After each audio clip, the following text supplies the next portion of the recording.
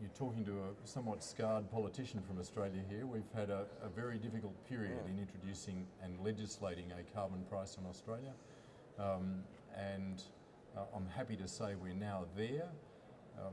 This, if you like, was a somewhat smaller battle because having got to the legislation, which we did in November last year, passed through both houses of our Parliament, we've now seen the carbon price come into effect in Australia on the 1st of July. It's going well, and we've been able to now move to other things like announcing negotiations for our linking with the European Union's emissions trading scheme from the 1st of July 2015. That's a negotiation that's now underway, and we've both announced our commitment to it.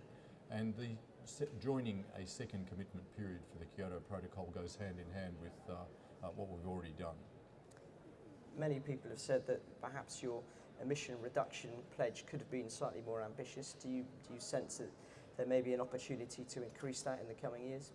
We've made it very clear that we see that there will be opportunities and we've left open the possibility of increasing that, but equally those who've looked closely at the task that Australia's undertaken understand that what we've got with the announced Kilro, what we've got with our announced target is against business as usual through to 2020, a 22% reduction.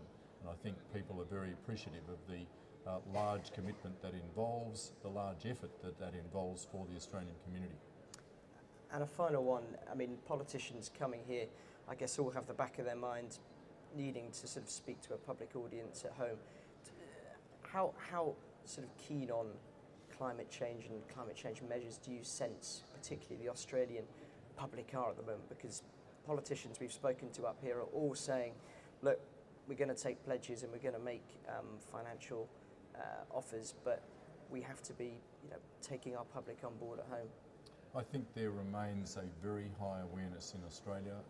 Just today, the latest predictions of the possibility of a 4 or 5 degree temperature rise by the end of the century was on the front page of 2 of the main broadsheets in Australia.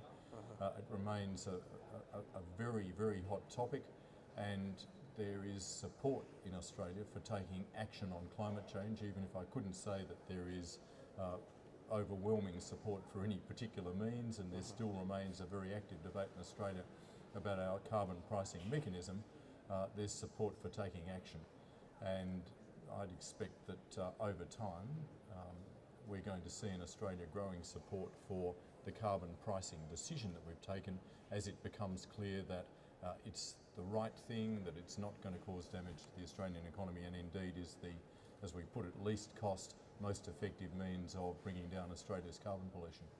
And any chance of this conference overshadowing Ricky Ponting's final test? That was big news in Australia today, and unfortunately he was out for 8.